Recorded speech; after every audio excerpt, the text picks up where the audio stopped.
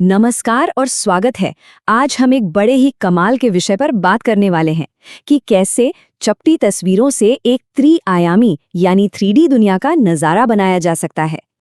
सवाल यही है ना कि आखिर दो फ्लैट फोटोज में से 3D व्यू कैसे बन जाता है।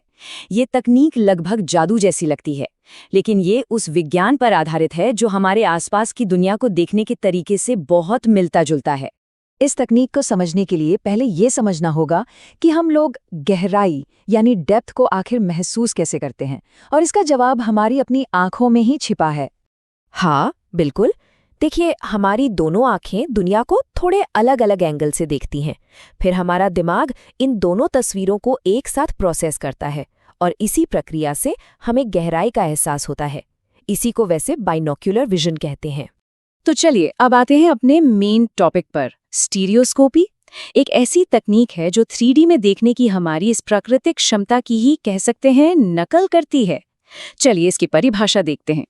अगर आसान शब्दों में कहें तो ये 2D हवाई तस्वीरों को 3D में देखने का विज्ञान है, और इसका मकसद सिर्फ एक 3D नज़ारा बनाना नहीं, बल्कि उन तस्वीरों से ज़्यादा और सही जानकारी निकालना है।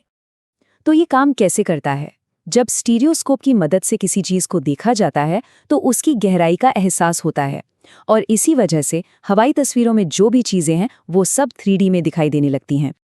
लेकिन ये जो तकनीकी जादू है ना, ये ऐसे ही काम नहीं करता। एक अच्छा 3D इल्यूजन बनाने के लिए कुछ बहुत ज़रूरी नियम और शर्तें हैं जिनका पालन करना पड़ता है। चलिए इसमें थोड़ा और गहराई से उतरते हैं। ये संख्या 60%, ये सबसे महत्वपूर्ण नियमों में से एक है।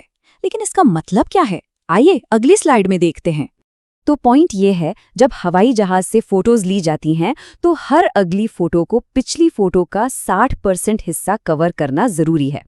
यही ओवरलैप ये पक्का करता है कि हमारे दिमाग के पास दोनों तस्वीरों में एक ही ऑब्जेक्ट को पहचानने और उन्हें मिलाकर एक 3D इमेज बनाने के लिए अच्छा खासा डेटा हो। ओवरलैप के अलावा कुछ और भी ज़रूरी बातें हैं, जैसे कि तस्वीरें हमेशा जोड़ों में होनी चाहिए, जिनको स्टीरियोग्राम कहते हैं। दोनों फोटोज़ की ब्राइटनेस और स्केल भी लगभग एक जैसे होने चाहिए, और कैमरे की एक्सिस यानी धुरी एक दूसरे के समानांतर होनी चाहिए। तभी 3D व्यू सबसे अच्छा दिखता है। ये डायग्राम एक और महत्वपूर्ण ज्यामितीय संबंध को दिखाता है, बेस हाइट रेशियो। मतलब जहां से तस्वीरें ली गई उन दो पॉइंट्स के बीच की दूरी और जमीन से उनकी ऊंचाई का अनुपात। लगभग 0.25 का रेशियो एक अच्छे 3D इफेक्ट के लिए सबसे बेहतर माना जाता है। ओके, तो हमने ये तो समझ लिया कि 3D देखने के लिए क्या क्या चाहिए, लेकिन हम इसे देखते कैसे हैं? बस यहीं पर काम आता है एक इंस्ट्रूमेंट जिसका नाम है स्टीरियोस्कोप। स्टीरियोस्कोप का काम बहुत सिंपल है, लेकिन बहुत महत्वपूर्ण है। ये बस इतना पक्का करता है कि आपकी बाईं आंख सिर्फ बाईं तस्वीर देखे और दाईं आंख सिर्फ दाईं तस्वीर। जब ऐसा होता है तो हमारा दिमाग बाकी का काम खुद ही कर लेता है और हमें एक 3D इमेज दिखाई दे जाती है। स्टीरियोस्कोप कई तरह के होते हैं, लेकिन इनमें से पॉकेट स्टीरियोस्कोप और मिरर स्टीरियोस्कोप सबसे ज़्यादा इस्तेमाल किए जाते हैं। तो चलिए इन दोनों को आमने सामने रखकर देखते हैं। आइए अब इन दो सबसे आम टाइप के स्टीरियोस्कोप के बीच का फर्क समझते हैं, ताकि पता चले कि कौन सा किस काम के लिए बेहतर है। इस टेबल में हम दोनों के बीच के बड़े फर्क साफ साफ देख सकते हैं। पॉकेट स्टीरियोस्कोप, जैसा कि नाम से ही लगता है, बहुत पोर्टेबल और सस्ता होता है, लेकिन इसका मैग्निफिकेशन कम है और इसका फील्ड ऑफ व्यू भी काफ़ी लिमिटेड है। वहीं दूसरी तरफ मिरर स्टीरियोस्कोप बड़ा और महंगा है, लेकिन ये ज़्यादा मैग्निफिकेशन और एक वाइड व्यू देता है, जिससे पूरी तस्वीर को एक साथ देखना आसान हो जाता है। और आखिर में सब कुछ ओरिजिनल तस्वीरों की क्वालिटी पर ही निर्भर करता है। ये एक बहुत ज़रूरी बात है। अगर शुरुआती तस्वीरें ही साफ और अच्छी क्वालिटी की न हों तो सबसे अच्छा स्टीरियोस्कोप भी एक अच्छा 3D व्यू नहीं बना सकता।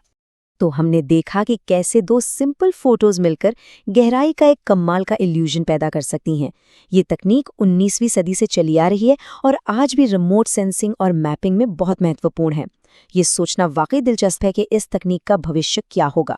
खैर, अगली बार तक इसके बारे में सोचते रहिए।